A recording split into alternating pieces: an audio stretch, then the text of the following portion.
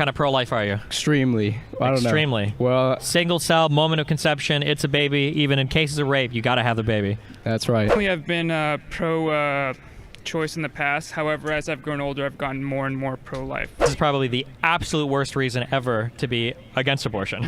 Yeah. Human life is when the soul is united to the body. So you might be alarmed by this by saying, oh, I don't believe in a soul. But I think that everyone believes in a soul, because all I mean by the word soul is... I'm Mario, and I'm pro-life. Okay. What kind of pro-life are you? Extremely. I don't know. Extremely. Well, Single cell, moment of conception, it's a baby. Even in cases of rape, you got to have the baby. that's right. Okay, gotcha. So I just wanted to, it was kind of hard to hear, but if you could talk about where you think life begins again. Yeah, sure. So when I think of when life begins, I think of the capacity to deploy consciousness, because it feels like conscious experience is the thing that we value the most about people. Like if we look to see like who's alive or who's dead at the end of life, like the last lady brought up that having a heartbeat is an important thing, but like when your heart stops beating, that's okay. Even if we can replace it, it's okay. But when your brain dies, we typically consider, oh, this person's dead, usually because they can't deploy a conscious experience anymore. Same thing like when people are in comas, the most important question we ask is when are they going to wake up and be conscious again? So, but I just don't understand what you mean by conscious experience. You know, like what does that mean for a toddler or a very young person?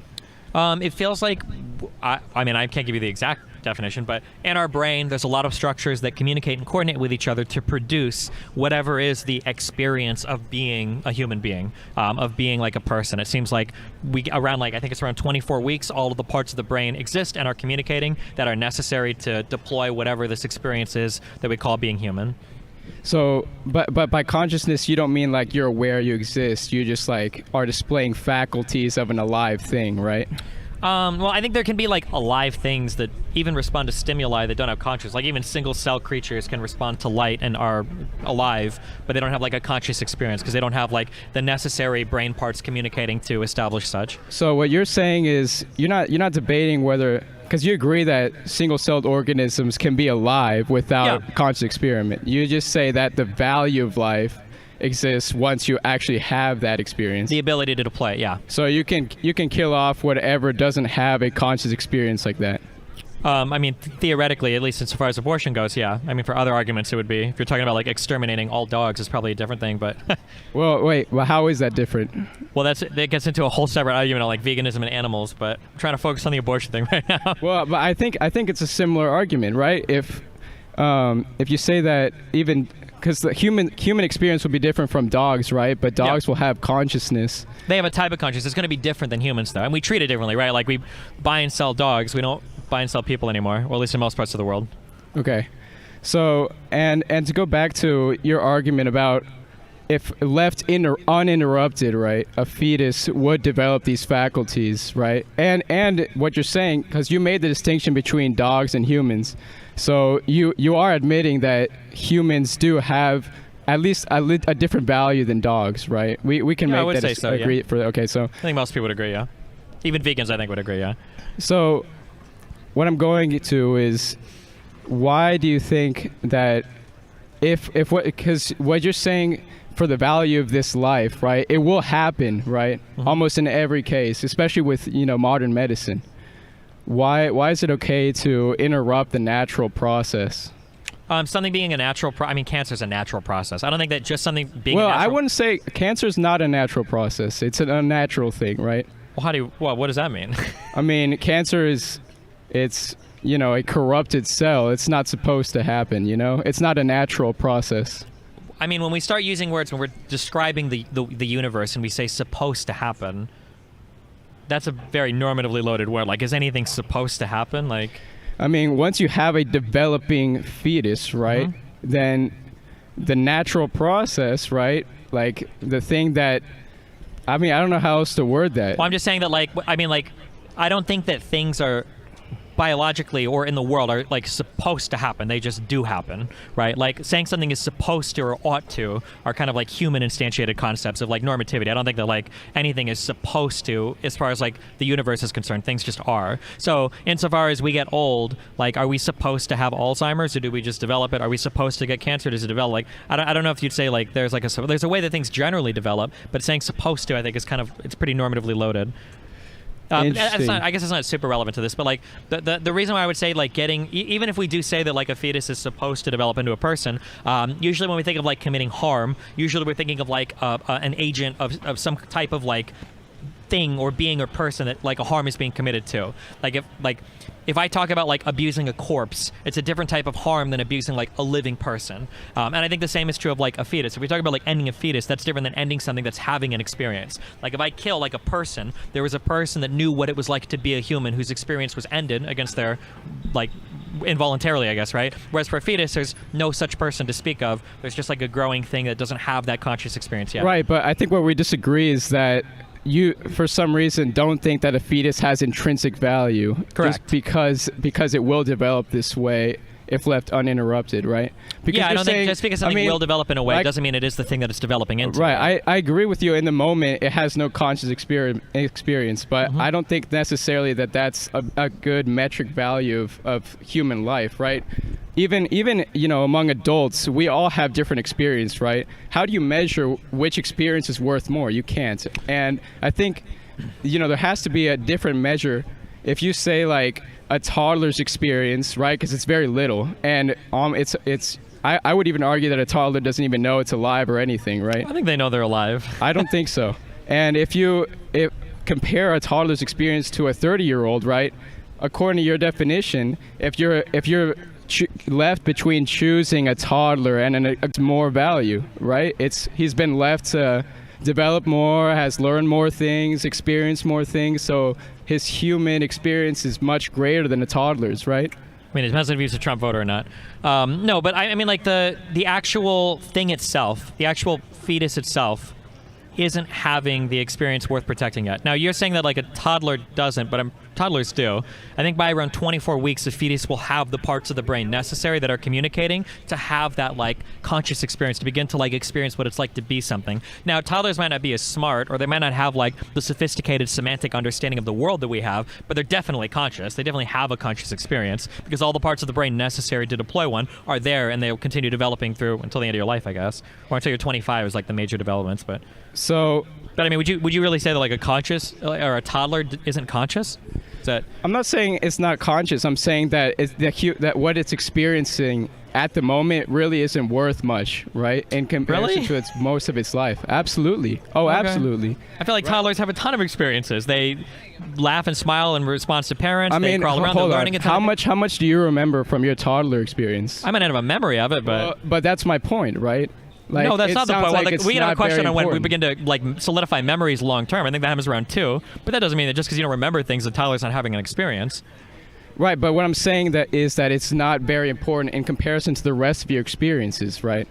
And the fact that the toddler will continue to develop and grow into what, I mean, I know you don't like the charged term supposed to be, right? An adult human, but I mean, yeah, that is the natural, left alone, right? Even a toddler will continue to develop. Well, we can't say left alone because that's not really true, right? Left alone, it'll die. It requires the mother to continue eating food and like taking care of her body and everything. Right, but again, that's a natural thing. I would say that a parent taking care of their child. I mean, it kind of is, but I mean, like again, very normative loaded terms.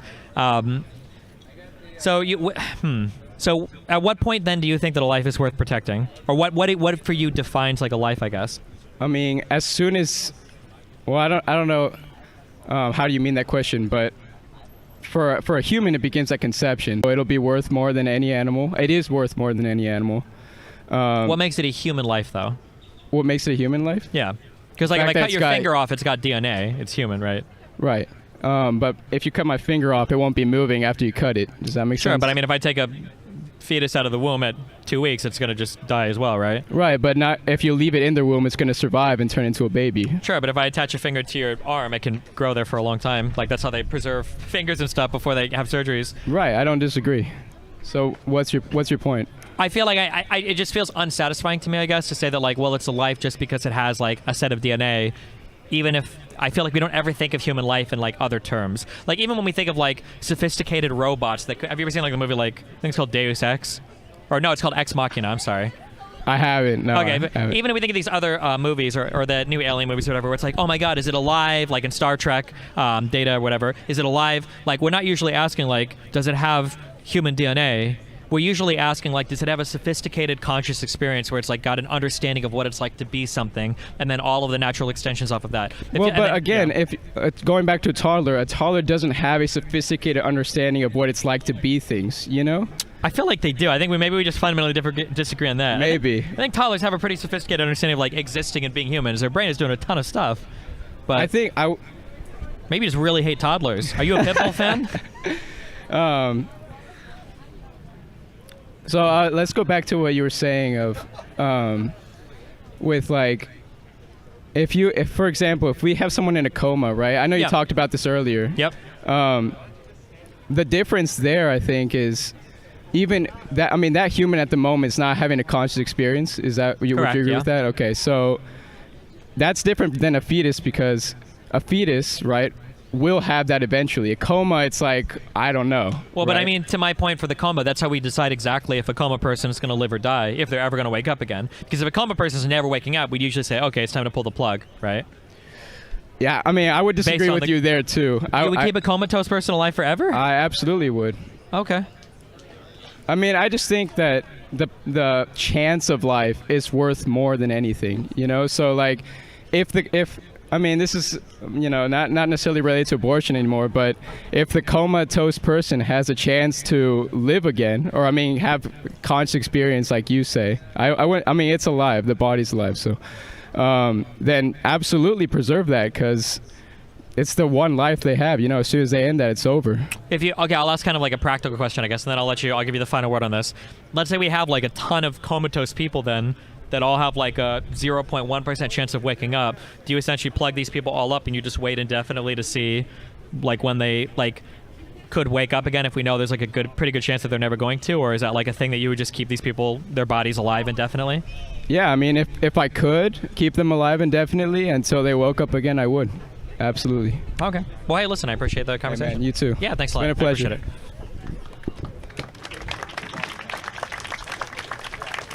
it. My name is Yash. Josh or Yash? Yash. Okay, Y-A-S-H. Gotcha. Confusion of many coffee places. Okay, gotcha. What do you got? So, for me, I think in order to determine whether abortion should be legal or not legal, we need to determine whether abortion carries wrongness in the way that we use for legality, right? Which may differ from our personal calculations of ethics, you know. I mean, we don't necessarily deem that an asshole should be a criminal and that a criminal should be an asshole. So I think for Western countries, it's mostly based the condition for. Or sorry. No, you're good. I'm nervous. Generally, we have like we've got like our own kind of moral rules. We all agree on them, and then those get codified later on into some kind of legal thing, right? Yeah. Yeah, I think the legal codification of wrongness comes from respect for another person's agency. I mean, in order to determine whether abortion is wrong, we should determine whether, we need to know why killing is wrong in the first place, right? Yeah, sure. So let's determine that. Yep. In order to, so in that sense, killing is wrong because it deprives that future of the person asserting their own agency. In order to assert your own agency, in order to assert your will into the world, you need to be alive in order to be able to do that. And this also somewhat subsumes conscious. This also explains why we place such high value in consciousness, because in order to react in a rational way, we need to be able to process the information being able to come to us. So that in order to have meaningful agency, we need to be conscious. Now. Yeah. So can I respond to that real quick? Oh, sure. So I hear a lot of people make this argument where they'll say, well, there is a potential for life. There could be life, there could be decisions in the future. I agree that there could be, but I think that it's important that we don't confuse the two things. If I have like all the supplies out to make a building, and I put all of them here, and then I've got like the plans and everything to make a building, I have the potential for a building there. The potential of the building is not the building itself. If I were to blow up all the supplies, I wouldn't say, oh my God, you've destroyed the building. I'd say you've destroyed the potential of a building, right? When it comes to like abortion, like a fetus represents the potential for future agency and the potential for future consciousness, but a lot of things represent a potential, like a first date could represent a potential for a future baby, right? I think that the potential for life or the potential for consciousness or the potential for future agency is different than the things themselves, and I don't know if like the potential is worth protecting, I guess. I see your point there, and I do agree that we need to distinguish between potential for life and actual life itself. Just X implies Y is not saying the same thing as potential for X implies Y. They're different things, as you stated, obviously. But I would argue that in order to determine the morality of our actions in terms of how much it restricts the agency of others, we not only need to take into account current calculations, but also future calculations in that way. For example, killing an infant would be wrong even if an infant has currently no ability to exert itself in the world as a purely rational agency. And so because of that future potential is important to preserve. I mean, the effects of our actions do not only propagate to what is currently there, they also propagate to the future, and that's why the future matters. Sure, that's true, but I would say that like the defense of an infant doesn't require the potential for future choices. I would say that the conscious experience that the infant has right now makes it worth protecting. Like it's having a human conscious experience, and I would say that the baby itself is worth protecting, not because of a future potential. Like even if I knew the child was going to die in 1 or 2 years from a terminal disease, I probably wouldn't just toss it in the trash can, right? Because it's having an experience right now that's worth defending. Right, but the very fact that I think most people would consider it more morally defensible to terminate the life of an infant whose life is going to necessarily end in 1 or 2 years is itself a support of the fact that future calculation of agency does matter, or else they would share the exact same moral weight, which I think most people would agree that they don't. I would agree that there's going to be like a breakdown of moral consideration in terms of different levels for different types of human conscious experiences. So for instance, if I could save one 95-year-old cancer patient or 100, 2-year-old healthy children, probably go with the healthy children, right? Or even one 2-year-old healthy child, right? Probably go with that. Like within the category of conscious experiences, some are going to be more defendable than others. But ontologically, as a category, all of these things will share some similarities, one of which is like there should probably be protections for them, right? Even if something is more valuable, like even if a $10 bill is worth more than a $1 bill, they're both still currency, right? Even if somebody with more life ahead of them has more value theoretically than somebody with less life ahead of them, it's still life worth protecting. Yeah, but I think the fact that consciousness does not fully explain the differing levels that exist within the categories implies the existence of some deeper reason. And that kind of deeper reason I explained in terms of respect for personal agency, not only current but also future, is also able to, the fact that it's also able to explain the value that we hold on consciousness, I think is a more tenable principle than just valuing consciousness in of itself and only valuing consciousness. So what would be your definition for things worth protecting then, or what are you looking at then, I guess? So things worth protecting, I would say, is the thing worth protecting is the future value of the ability of a will to assert itself effectively. So a fetus, if not interfered with in the natural course of actions, will become an infant, which will then become a child, which will then become a teen, which will then become an adult, which is able to have its rational will to assert itself in the world, and that agency ought to be respected, legally speaking. Okay, so for your argument, you want to move off of like just there being a conscious experience, and you want to talk only in regards to like who has the agency to make decisions? Yeah, precisely, because I think that provides, it's also able to explain why we value consciousness, and it's also able to furthermore explain the differentiations in the values we assign based off of future possible courses of events, like why we may find it more morally reprehensible to, kill an infant that is not terminally ill versus an infant that is terminally ill. Sure. So in that sense, it's able to provide a deeper principle so there's multiple for explaining. Yeah, so there's a few paths we could go from here. So the first question would be then, if we're only factoring in agency here, how do we feel about the fact that the mother for the 9-month term that the pregnancy is being carried is essentially deprived of agency? I would say that the fact that they had sex and knew that it is a possible consequence means that they are using, I would say you're allowed to use your agency in order to effectively deprive, your agency a little bit. You're able to contractually cede your agency by doing certain actions. Like I cede my by living in a state with certain laws. Whenever I break those laws, I cede my agency to be a completely free agent by going to prison. And so, in that sense, the fact that someone has sex and they know that this can be a logical consequence of sex and they consent to sex is itself, I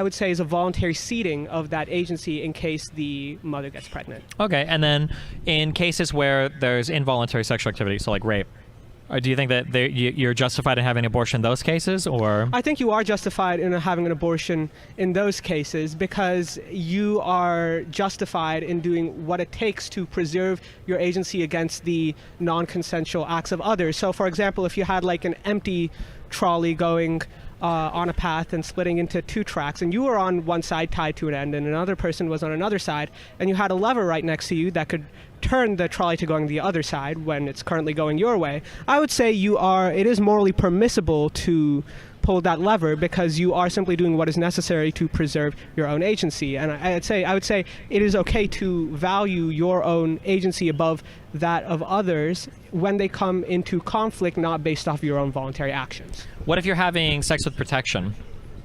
Do you think that's still you're still sacrificing your agency there, or? Yeah, because sex with protection, you're still an adult that knows that protection can still, even with protection, it can still possibly yield the consequences of pregnancy because protection is not infallible. And as an adult with full mental capabilities, you're expected to know that when you engage in sex. What about for children that engage, like I say children, but like 14, 15, 16-year-olds that engage in sexual activity? Should that just be part of the expectation that their full idea of all the ramifications of sex is known, or? That is a good case to think about, and I think that goes back to the ability. I think I would say it is permissible to have an abortion in those instances, only because you currently do not have the culpability because you do not have the full rational agency of yourself in order to cede your agency, and therefore all you're doing is you're protecting your future agency against attacks from your current non-agency, which effectively acts as another person's external Gotcha. So influence. we've got abortions for minors, we've got abortions for rape victims. Yeah. Then, okay, so this is the third track of question that I would have then. If we're worried about the potential for life, and the potential for agency, and not the thing itself, yeah. How would you address, like, let's say two people are going on a first date or whatever. How do you identify when the potential for life exists? I would argue that the potential for life exists as a biologically continuing organism. Like, for example, if you had if you prevented like a sperm from fertilizing an egg, in a sense that is stopping the potential, but it's not stopping the potential of the actual fetus in itself. It's preventing the potential of the sperm, which is not the. Or sorry, let me. Yeah, this is the hardest part I think for your side to address would be that, like, if I have an abortion, it's wrong because I've stopped the potential for life to develop. Yeah. But if I use a condom, I've also stopped the potential for life to develop. But we don't care about the thing itself, and we're only looking at some future hypothetical where it does have choices or agency. It feels like birth control is essentially the same as abortion in that case, because I'd still be stopping that potential for. Right, but what you're stopping does not actually exist yet. In the case, you're not preventing that future of life. You're stopping it from existing in that first place. That future of life only comes to exist once that object in of itself comes to exist. And as two separate objects, a sperm and an egg, those exist separately and not as the thing in of itself as the fetus. Yep, and I kind of agree with you, but the problem is that you're not worried about the thing itself, you're only worried about the potential of the thing. Because my argument would be the thing itself has no value, because if we go circular, so I'm essentially saying if you stop somebody from getting pregnant, or if you have an abortion, it's essentially the same thing in your world, and then you would say, well, no, the fetus already exists, and if you use contraception, you haven't had the fetus existing yet. And then I would say, okay, well, then you're worried about the actual fetus itself, not just the potential. You're worried about the fetus. And if you say, no, it's not the fetus, that the fetus has a potential, it's like, well, there was a potential beforehand, but you stopped it with a condom instead of like a plan B. So I don't know what the difference would be there if you're protecting the potential of the thing rather than the thing itself. Right, but we're talking about the potential for a certain future thing to occur, and the potential is attached to this given object, but you can't attach a potential to an object if that object does not exist yet. Well, why not? Like Because there's a what are you potential when attaching it to? Well, because as part of your earlier consent or agency argument, that when you go to have sex with someone, there's always the potential for life. That's baked into your like denial of somebody to have an abortion, right? Like when you have sex with somebody, you consent that potential right there already exists, and that's already being protected at the moment of potential conception. So it seems like there is a defense baked in there to even before the fetus is formed, unless you want to say it only starts once the fetus is formed. But then I would ask why the potential life of the fetus and not the sperm and the egg beforehand. In which case you'd have to talk about the thing itself, I feel. Right, but I mean, there is no contradiction. I think you think there's a contradiction between talking about the potential of the thing and the thing in of itself, which I think is confusing the potential of what is possible to happen versus what that potential is attached to. And so I would say that if you're denying the potential of future agency, what you're denying is that future agency, but what that future agency is attached to is that fetus in of itself. It's not attached to the sperm or the egg because they transform into something different once it's fertilized. Okay, I'll give one more response and then I'll give you the last word so Okay. we can have some other people in. Okay, cool. So my main point is that I feel like we can either talk about the thing itself. So for me, I'm talking about the thing itself, and the thing that I want to protect is a conscious experience, the ability to deploy one. Or we can talk about a more kind of nebulous topic of the potential, the future potential of. And I feel like attaching the future potential of a thing to I feel like attaching a future potential to a particular thing is a really hard thing to do, right? Because theoretically, like the future potential of a fetus of one cell is nothing until it divides and grows more. But I mean, you might say that's kind of the natural process of things, and it could be unless you get an abortion or have a miscarriage. So it's hard to even say that. But yeah, I feel like looking into the future potential of the thing, it's hard to say. Well, that starts at this particular moment because now it feels like we're talking about the particular thing and not the actual future potential anymore. It feels like we're dancing between those two positions depending on what we want to defend. So I'd rather just look at the actual thing itself. I would defend, which would be the conscious experience that I think we're generally concerned with. And then I'll give you the last word on it. Go for it. Yeah, I mean, I think when we're talking about the future potential, we're still talking about the future potential of agency of some object in itself, right? And so in order to talk about the future potential, we need to identify the object which we're talking about, which is not the individual pre-fertilized gametes, but rather the fetus, which in the natural course of events will grow to be an adult. So it's not preventing. So therefore, it's not necessarily a positive action to prevent the future of life to not have sex or to use a condom, but rather it's preventing that future possibilities to even come into existence in the first place by preventing the existence of the object for which that future is attached to. Okay, cool. Well, listen, I appreciate it, Yash. Thank you very much. Okay, thank you. Yeah, no problem. Good luck. Good job.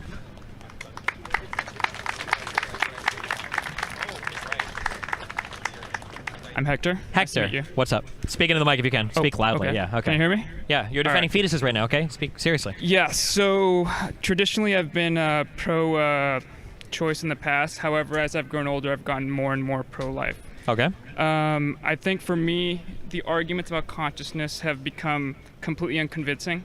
I've come to the point where I think nobody knows what consciousness is, and they don't know. Everyone draws a different line of consciousness. Sure. So you could ask somebody, and they're like, it comes out at birth, it comes out at conception, or there are people who don't even know that human beings are conscious. Okay. For sure.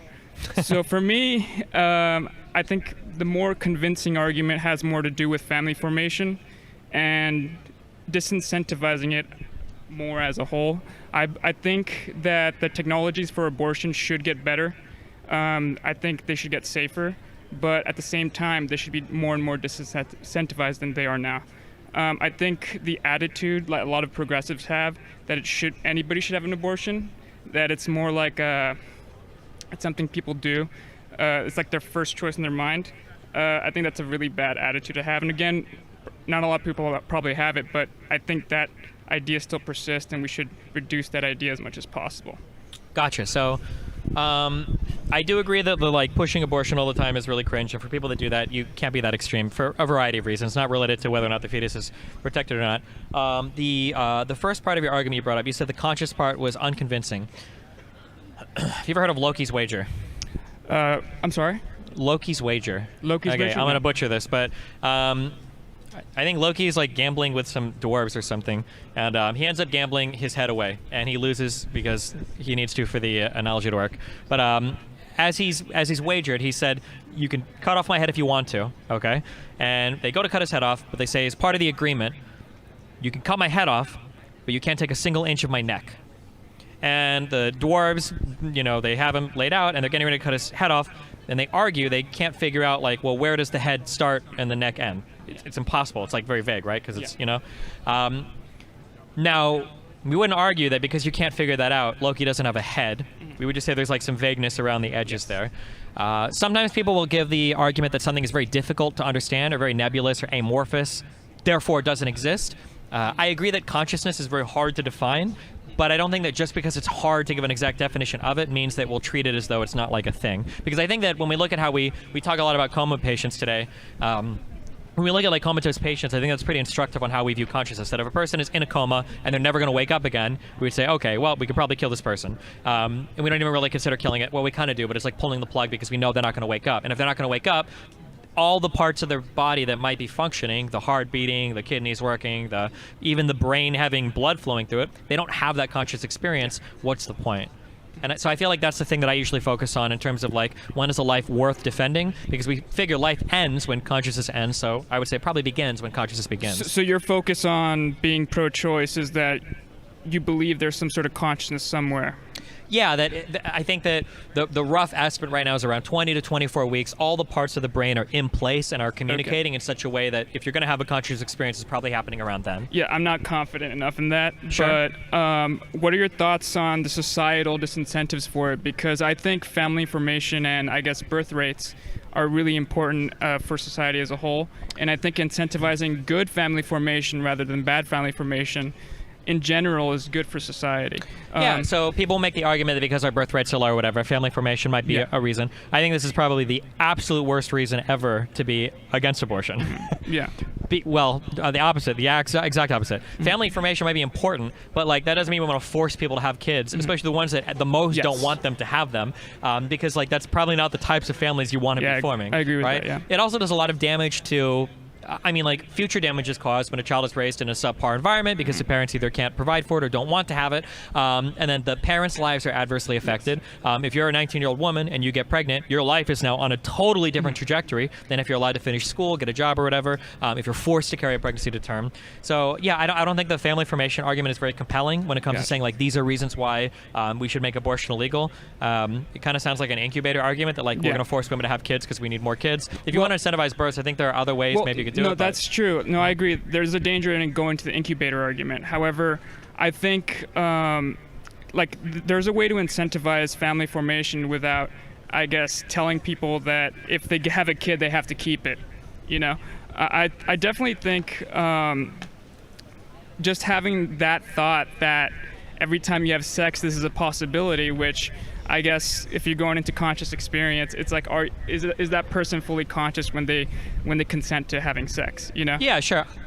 I think it's good to be aware of it. I mean, like, I'm not going to sit here and argue that we shouldn't have more educational like contraception and stuff. I do agree that we should try to reduce the overall abortions in society, but not because I think aborting a fetus is a moral wrong that we're trying to minimize, but just because abortion sucks and there's better ways to prevent people from getting pregnant, I think, or prevent people from having kids. Yeah, because I think for me, so I follow like different geopolitical writers, and they say how like at the moment the whole world is a decrease in birth rates. Yeah. And I think anything we could do to just move the needle in a positive direction. I think the biggest issue people have with people having kids is, like you said, they grow up in a bad environment. Mm-hmm. But we don't look into what sorts of environments these people are growing up, and what are the factors that lead to that. Is it just their environment, or is it their parents' individual experience? Is it their economic financial circumstances? So I think... You a Peter Z fan? Okay. Love Peter Zahan. Okay. I love him. Yeah.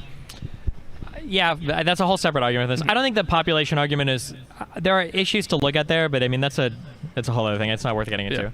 Okay, well, I'll give you the last word. What do you think? Yeah. Just want to say I'm a big fan. I enjoy your Peter Gozen talk, and yeah, that's pretty much it. Cool. Well, hey, I appreciate it, man. Thank you. Nice to meet you.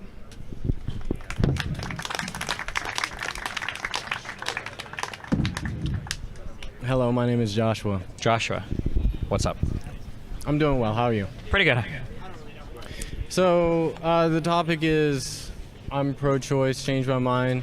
So how I go about answering this question is that Oh, wait, hold on. Are you pro-choice or are you pro-life? I'm pro-life. Okay, gotcha. All right, we're doing a So- pro-lifer. Okay, go for it. Yeah, so how I go about approaching this question is I ask the question, what is human life? Human life human life human life is when the soul is united to the body.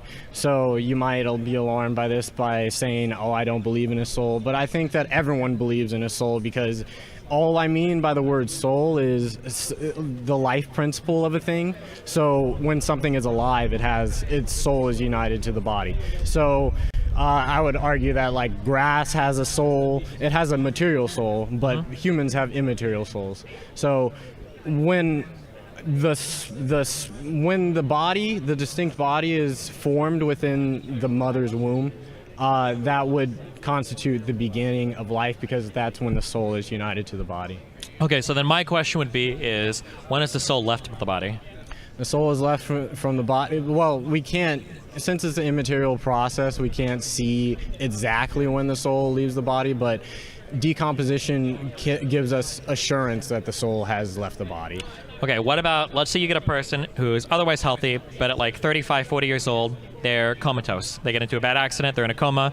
Doctor determines this person's never going to wake up again, but we could probably keep their body alive on machines for 40 or 50 years. Does their body have a soul for that entire 40, 50 extra years, or? So the soul would probably still be in the body if they're passing urine, if they're doing human processes, but I would argue that your question afterwards would be, are you allowed to kill that person? I would say that you're not murdering that person. You're withholding the necessary means to survive for that person because it's not possible for the person to live, function properly. Can you make the same argument for like an embryo that's not at the ability to self-sustain outside of the womb, that you're just removing an embryo from the body and then it's not able to self-sustain?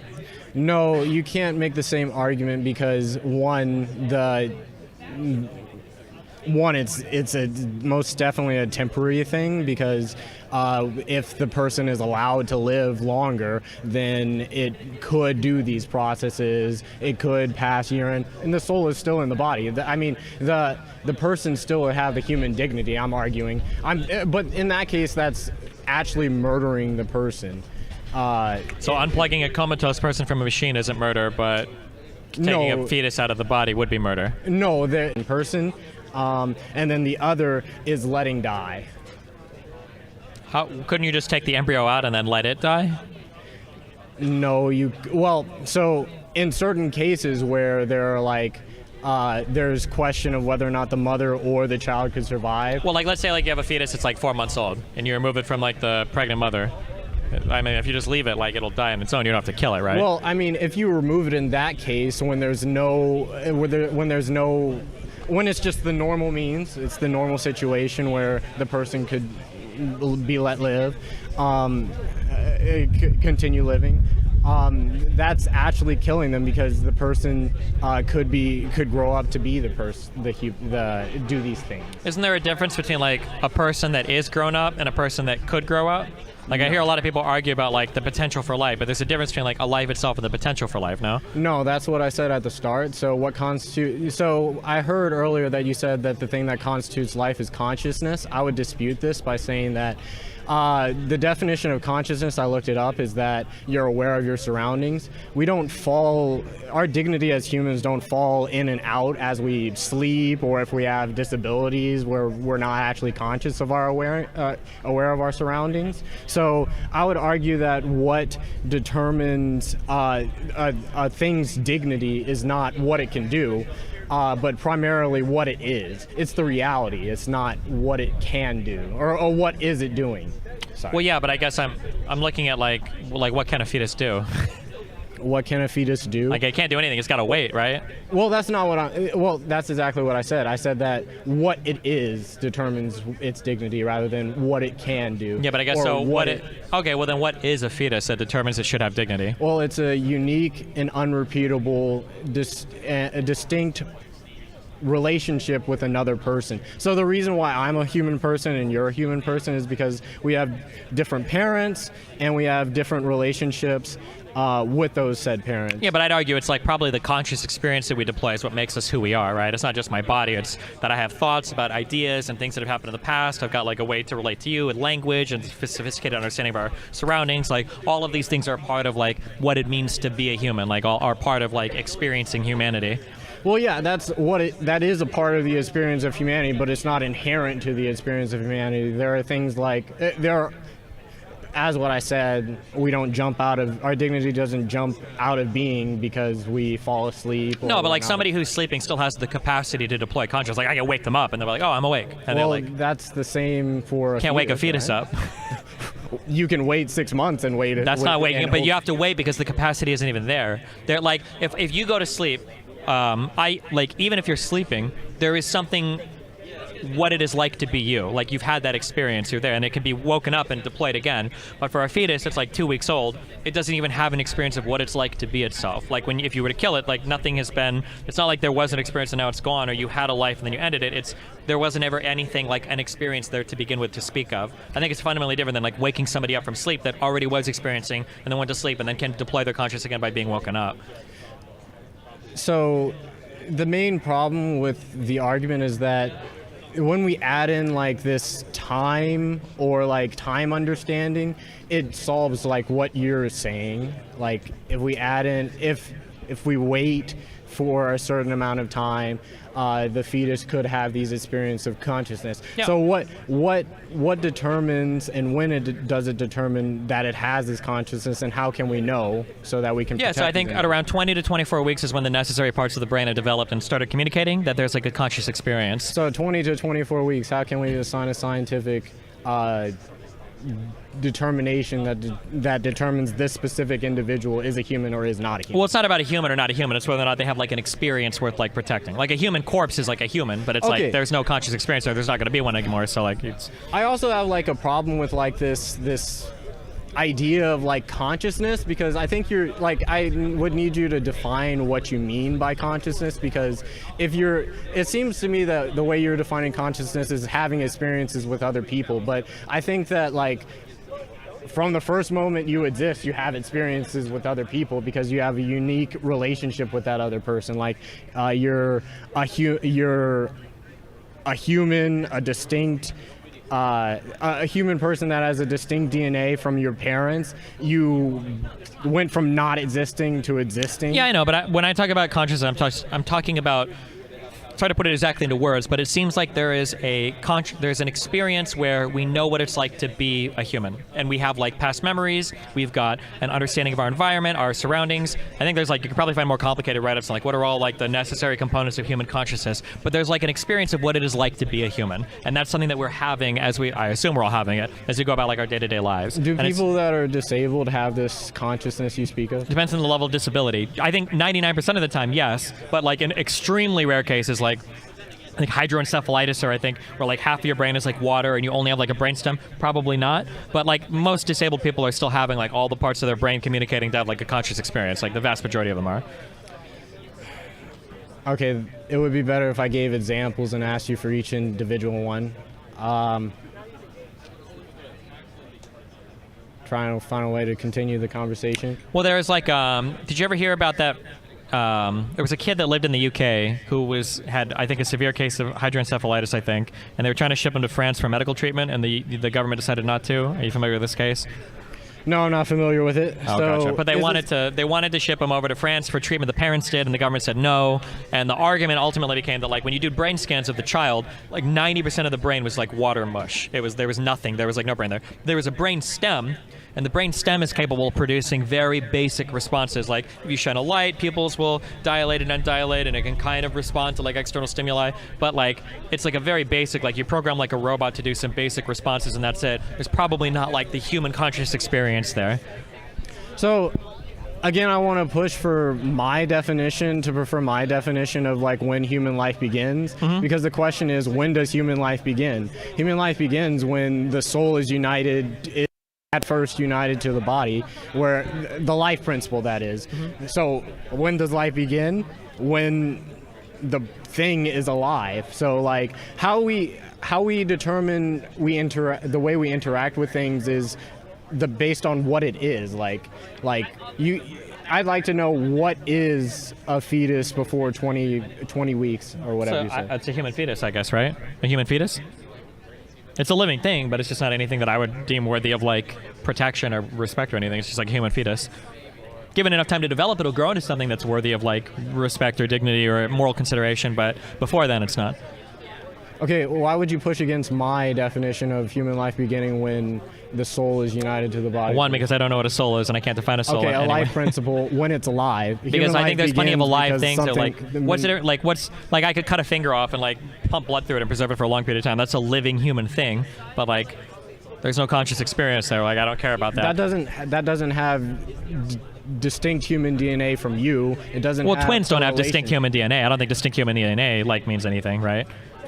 Like twins have identical human DNA. Theoretically, they could. But the problem with that argument is that when I'm saying the words DNA, I'm putting biological terms to it. But a distinct relationship, a unique and unrepeatable relationship with another person is what determines personhood. Okay. So that's the main reason why I would push for like a human person starts when it is conceived, because it has a distinct relationship with the two parents.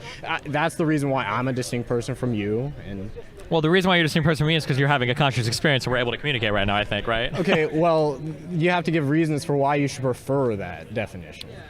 Well, yeah, So the you- reason is because I think that's literally what makes us human. In every other case of like human interaction, the conscious experience is literally the thing that we value. It's how we determine when a person is dead, for instance, is when the conscious experience is gone and it's not going to come back. So I would dispute from that, but that's a different discussion. But like the example that you gave is like running blood through a finger.